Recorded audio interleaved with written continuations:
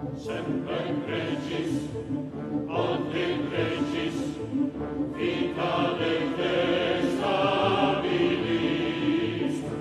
obturat, et curat, ludum et sagiem, digestatem, potestatem, dissolvicum agiem.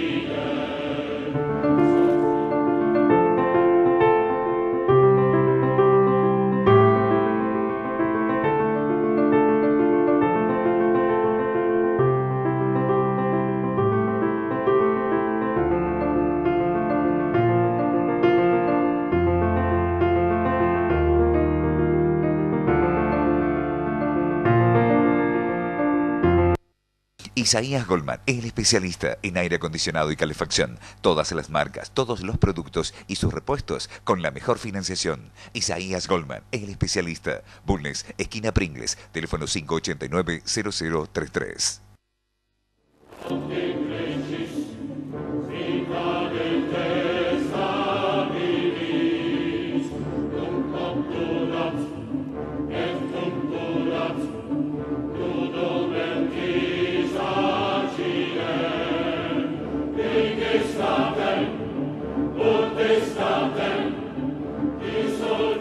Bienvenidos al programa Palabra de Honor, programa dedicado a política, economía y temas de actualidad, en Canal C, los días lunes 23 horas, martes 16 horas y otras repeticiones en horario discontinuo.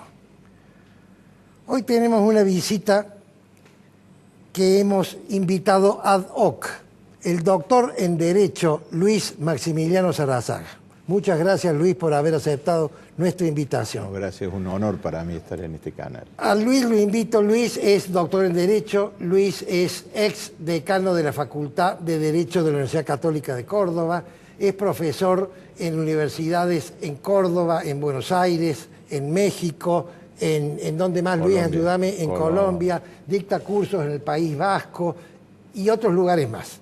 Pero además de su gran sapiencia de Derecho, Luis, vos sos profesor de Historia de Derecho. Historia del Derecho. Entonces quiero hacer una conjunción entre la historia y el derecho, porque quiero hablar contigo del tema de Venezuela, que ahora está tan candente en este momento.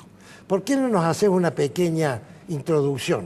Bueno, Venezuela es un país que tuvo un libertador, que fue Bolívar, que fue un hombre, un dictador, que cuando él avanza y llega a Perú, José Antonio Páez se convierte, uno de los generales lo traiciona y se convierte en presidente y en dictador, está durante 20 años manejando la escena política venezolana. Luego Antonio Guzmán Blanco, el sucesor, maneja durante otros 20 años la escena política, y en el siglo que pasó, desde 1908 hasta 1930, Juan Vicente Gómez, que fue otro de los dictadores que tuvo Venezuela. Y luego viene un golpe de Estado que destrona al escritor Rómulo Gallego, que era el presidente constitucional, que lleva al poder a Pérez Jiménez, a quien, como te comentaba, lo conocí en un hotel en Miami, donde estaba exilado, general Pérez Jiménez, que ha muerto hace 2 años, que se constituyó en dictador, uno de los que le dio refugio a Perón. Perón estuvo viviendo, recuerdo, al principio, en Caracas, hasta que lo derrocaron a Pérez Jiménez, que se va con Trujillo a Santo Domingo. Y luego viene un periodo democrático que se inicia con Rómulo Betancourt, Leoní Pinto, Rafael Caldera, Herrera Campín, Carlos Andrés Pérez, que son del Partido Copellano, es decir, Democracia Cristiana, Calderas y Herrera Campín, los demás eran de la Acción Democrática. El gobierno de Pérez tiene una bonanza económica como la que tuvo Chávez, pero una gran corrupción. Es decir, no volcó la riqueza que recibía en ese momento. En el pueblo. En el pueblo, y Venezuela tiene una gran división social. Después vino la segunda presidencia de Calderas, y Calderas le entrega, hay un golpe de Estado intermedio que se le hace a Carlos Andrés Pérez, que lo preside un coronel Chávez en ese momento, Chávez Frías, y luego en las elecciones, cuando termina el mandato Caldera, gana en forma aplastante Hugo Chávez Frías, que es un hombre que goza también de una bonanza de los precios altos del petróleo, $110, hoy está en $40 el barril. Y Pérez hace, digamos, en ese sentido, Chávez hace una política populista en el sentido de aproximación al pueblo, llega desordenadamente y con una alta corrupción a las clases sociales más bajas, adquiere una popularidad que le da una legitimidad y también se convierte en un gobierno autoritario porque practica la reelección indefinida, es decir, llama un referéndum, el primero lo pierde, el segundo lo gana y queda con una reelección indefinida. Y tira la plata y cuando él muere, su segundo, que era motorman del subterráneo de Caracas, de los ómnibus, Maduro, Nicolás Maduro, lo sucede con el famoso cuento del pajarito que tenía acá, que era Pérez que lo hablaba. Se transforma en un gobierno autoritario que, para darse una idea, Chávez había puesto 40 jueces en la cárcel, la Corte Interamericana de Derechos Humanos ordenó la liberación y él no la cumplió, dijo que antes estaba el socialismo que los fallos de la Corte Interamericana. Luego, en el caso del Diario Universal, también no cumplió. Y el problema de Venezuela es que entra en una crisis económica terminal. Terminal porque es un caso que ahora en este momento está importando petróleo, un país que está sobre un lago de petróleo, está importando petróleo. Esas son las bondades del populismo. Y bueno, la reflexión que hacía Julio Ramos, el ex dueño de Ámbito Financiero, que decía que si los socialistas administraran el Sahara, escasearía la arena. Y eso un poco es lo que le ha pasado a este gobierno de Maduro.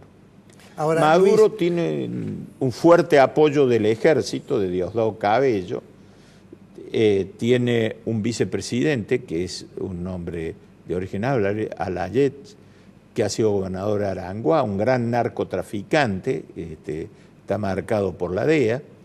Él negociaba todo, Venezuela se convirtió en un estado de narcodol porque él con la FARC colombiana sacaba toda la droga para afuera.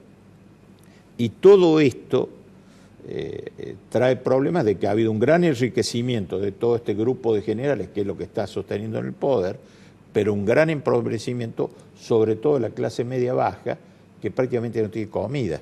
Luis, mi reflexión sería la siguiente. Venezuela es un pueblo que está acostumbrado entonces a tener caudillos que lo manejen y no estar dentro de los sistemas democráticos. Por otro lado, ha caído en las garras del populismo. ¿Cómo sale?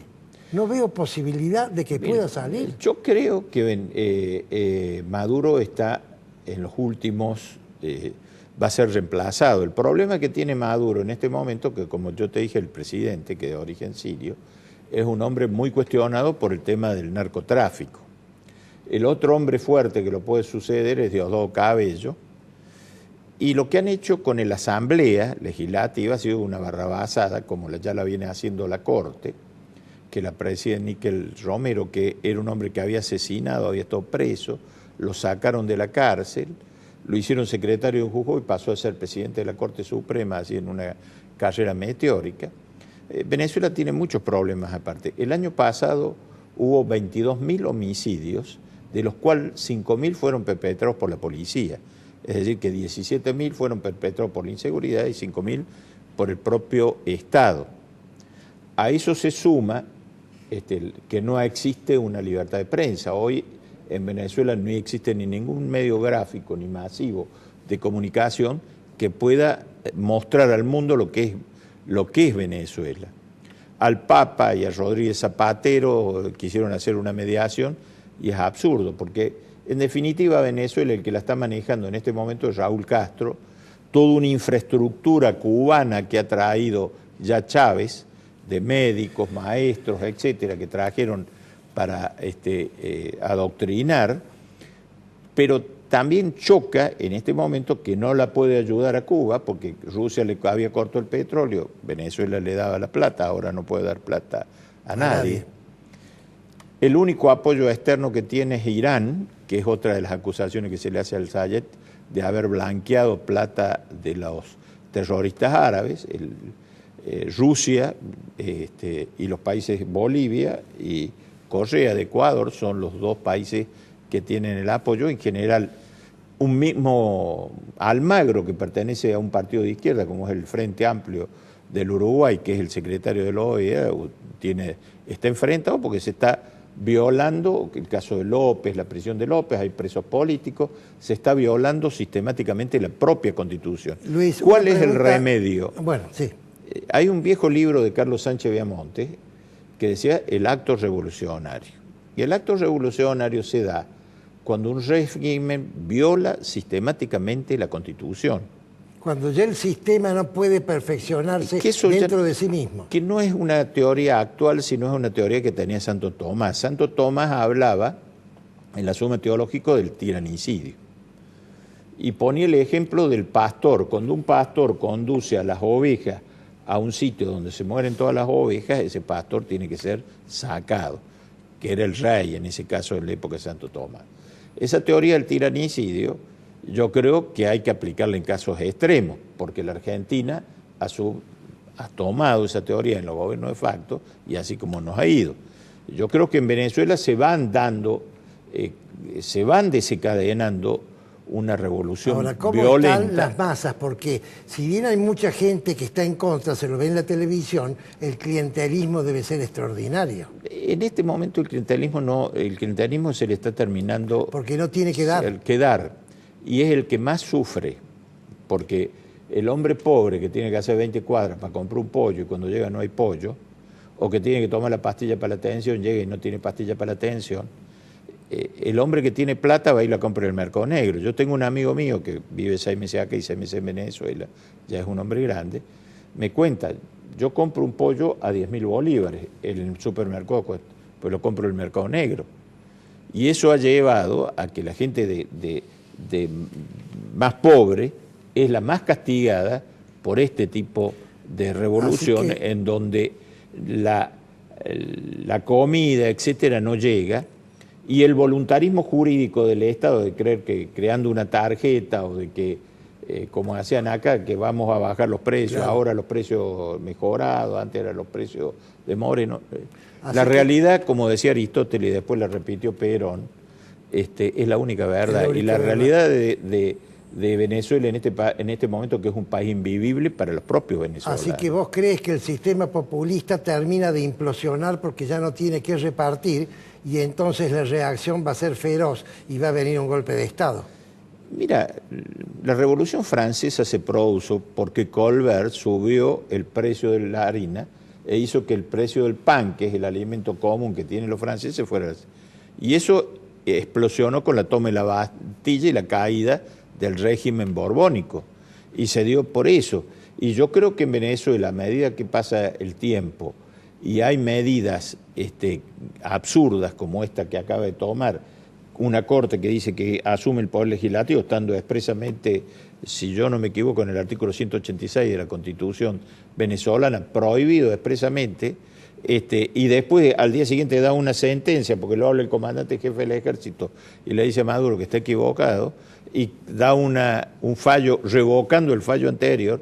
Eso demuestra el mamarracho institucional que vive, para cualquier cosa. Que vive Luis, Venezuela en este momento. Se nos ha acabado el tiempo. Muy interesante tu explicación y fundamentalmente el desenlace que vos vislumbras. Muchas gracias por haber venido. No, gracias a vos, Eduardo.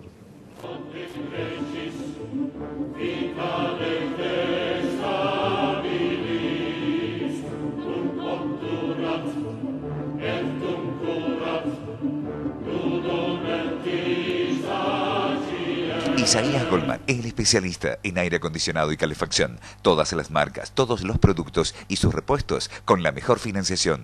Isaías Goldman, el especialista. Bulnes, esquina Pringles, teléfono 589-0033. Centro Tomografía Computada Córdoba Sociedad Anónima. Instituto Ulton, líder en diagnóstico por imágenes. Primer instituto de cirugía ambulatoria mínimamente invasiva del interior del país. Avenida Vélez Arfiel 562, Córdoba, Argentina. Teléfono 0351 426 7700.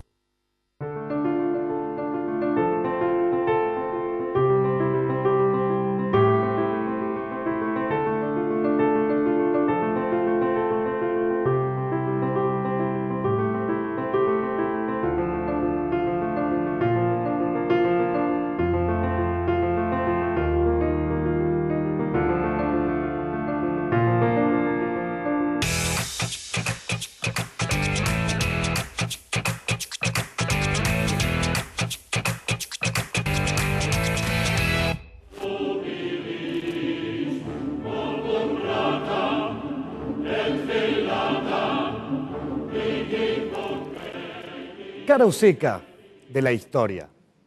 ¿Quién ordenó matar a Quiroga? ¿Fue la familia Reinafé, que gobernaba Córdoba?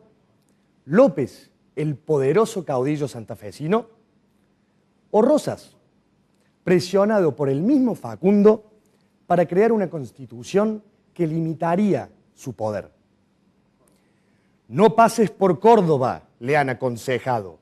El tigre no escucha, desprecie el temor. Señor de La Rioja, curtido en los llanos, con López y Rosas, la federación. Jinetes que llegan y un grito, bellaco, el traidor disparo y el tajo feroz, la sangre que fluye por Barranca Yaco, pintando la tierra de rojo punzó. Una explicación sencilla, con intelecto y memoria. Cara o seca de la historia de Eduardo Ibáñez Padilla.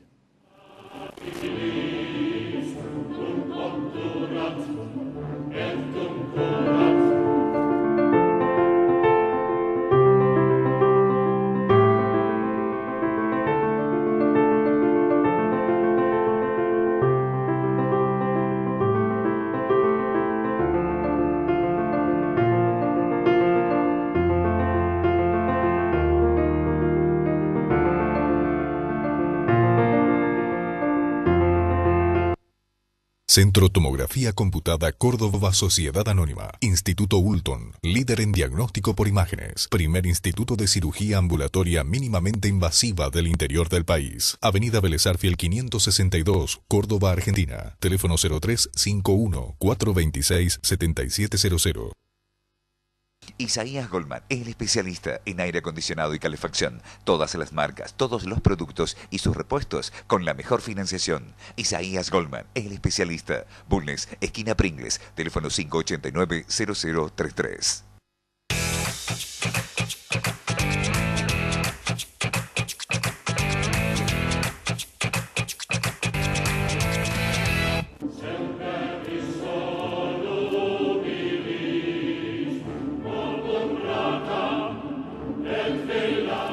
Voy a hablar del 24 de marzo, Día de la Memoria para la Verdad y la Justicia. No puede haber justicia si la verdad es parcial. Y entonces voy a hablar de la esencia de los 4 temas que hay que hablar, porque acá hay 4 actores en este asunto. El primero es, obviamente, el gobierno de facto. Cuando un gobierno, una persona, un grupo de personas, por la fuerza, le usurpa el gobierno a una persona que lo ejercía constitucionalmente, se convierte en un gobernador de facto. Y ese gobernador de facto no tiene derecho a gobernar, por varias razones. Primero, porque infringe la ley. Segundo, porque infringe el sistema de continuidad, que es lo que permite el desarrollo, queda interrumpido. En nuestro país, después del del fatídico golpe del 6 de septiembre, hubo en la Argentina 6 golpes, y golpes dentro del golpe. Interrumpieron la continuidad. Este último golpe le dio al actor que sigue la posibilidad de crecer. ¿Cuál es el actor que sigue? La guerrilla que lucha contra el gobierno que ha usurpado el poder constitucional. Entonces, lo primero, nunca más golpes de Estado. La guerra de las Malvinas nos trajo eso. Es el único beneficio de la guerra, salvo los heroicos soldados que ofrendaron sus vidas. Nunca más golpes de Estado, porque cuando hay golpe de Estado se legitimiza la guerrilla que quiere echar al gobierno de facto. Eso es lo que pasó primero con Onganía y después con Videla. Surgieron los montoneros y surgieron el ERP y las otras bandas. Pero esos señores que legítimamente eran aceptados en un principio, adolecieron de dos errores. El primero es que utilizaron medios no legales y el fin nunca justifica los medios. Para echar a un tirano, si yo pongo una bomba en un bar, si para echar a un tirano yo mato a un policía que está custodiando un banco, si para echar a un tirano yo rapto al gerente de una empresa para conseguir dinero, entonces yo estoy convirtiéndome en un grupo que no cumple con la ley, por más que quiera sacar a otro grupo que no ha cumplido la ley. Pero hay una segunda razón para decir que estas bandas armadas eran bandas que bajo ningún concepto pueden ser aceptadas. No eran los jóvenes maravillosos que luchaban para recuperar la democracia, como nos han hecho y nos siguen haciendo creer. Quiero decirles que en el último acto se ha reivindicado a los montoneros. Estos señores han actuado fuera de la ley en el gobierno democrático de Isabel y en el gobierno democrático de Perón. Lo asesinaron a Rucci 2 días después de que lo eligieron a Perón, con un porcentaje nunca visto en la historia de la Argentina. Y después de eso fueron echados por Perón en la Plaza de Mayo. De manera tal que estas bandas de delincuentes, porque no tienen otro nombre, no querían defender y recuperar la democracia. Lo que ellos querían eran hacerse del poder. Y cuando se dieron cuenta que no podían conformar un partido político luego de la muerte de Perón, o una facción dentro del peronismo o dentro del socialismo, porque no tenían apoyo del pueblo, entonces volvieron a la clandestinidad y siguieron haciendo lo único que saben hacer, que es ser guerrilleros. Vamos al tercero. El tercero es el más difícil de entender o de explicar.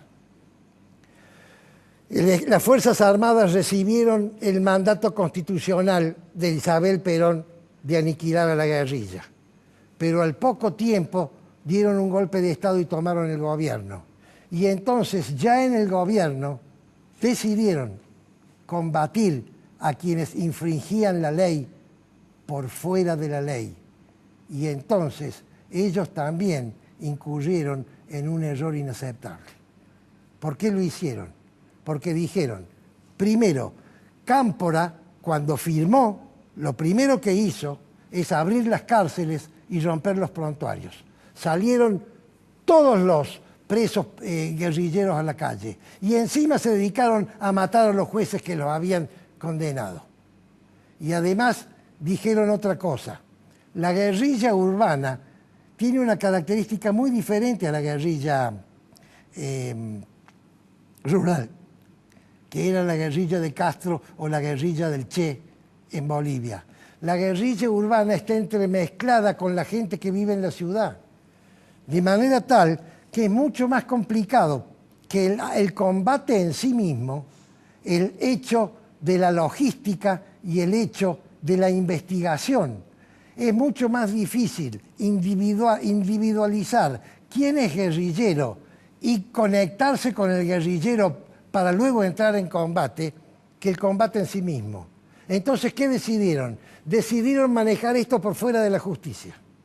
Y por lo tanto, cuando se atrapaba gente, en vez de llevársela al juez, una gran parte iban a lugares que no se sabían dónde eran. Quedaban a disposición del Poder Ejecutivo. Y eso está fuera de la ley. Y eso no se debe hacer. Quiero terminar el análisis porque es complejo. Primero, quiero decirles que acá no están involucrados todos los militares, porque hay que separar el hecho aberrante del hecho no aberrante. El hecho aberrante lo condeno, en este caso, en el nazismo o en cualquier guerra. Pero el hecho no aberrante que hicieron los militares, las actuaciones militares no aberrantes, que fueron muchas, entonces hay que dividirla en dos grupos. El personal que tenía obediencia debida estaba obligado a obedecer, porque esa es la esencia del ejército argentino, de las Fuerzas Armadas. La gente que obedece órdenes no puede discutir las órdenes si no son hechos aberrantes. Vuelvo a repetir, que no se me malinterprete. Está obligado a hacerlo. Si un sargento le dice a un soldado, salga de la trinchera y luche contra esa ametralladora que está matando, y se pone a discutir, entonces no hay pelea, no hay guerra, no hay soldados, no hay ejército. Ahora hay que diferenciar. ¿Quiénes están sujetos a la obediencia debida? Los que están en el área táctica. ¿Quiénes son? Los soldados, los suboficiales, los oficiales subalternos y los oficiales jefes. Digamos, de soldado raso a coronel. Y los que están en el área estratégica, que son los generales. Ahí sí se puede discutir y decir, señores, estas órdenes no las podemos obedecer, cambiemos las órdenes. Diferenciemos dos grupos. Los militares que estaban afectados a la obediencia debida y han sido condenados injustamente, y los generales que se han callado la boca, y a excepción del general Menéndez, que dijo en el tercer cuerpo, yo soy el único responsable, castígueseme a mí. Todos los demás miraron para el otro lado. Pero falta, ¿cuánto me queda, Pollo? Pero falta el cuarto actor en este grupo que ha actuado en este tiempo. Y el cuarto actor es el pueblo. Tanto en los golpes de Estado, como en el hecho guerrillero, como en el hecho de la represión, en ningún país del mundo civilizado estas situaciones pueden darse si la opinión pública, si la ciudadanía entera no está por acción u omisión, aunque sea por indiferencia, no digo apoyando, pero digo no condenando. La sociedad tiene que entender que su responsabilidad fue esa. No ha condenado los golpes de Estado, no ha condenado la guerrilla y no ha condenado la represión. Por eso han ocurrido estas tres situaciones. Ahora que se ha entendido, ahora que nos lo han explicado, ahora que lo sabemos en detalle, tenemos la obligación de participar de la política ciudadana por lo menos, para, con nuestra opinión y con nuestra aprobación o rechazo, ejercer el cuarto poder, que es el poder que va a impedir que estas situaciones fuera de la ley ocurran en el futuro. Es palabra de honor.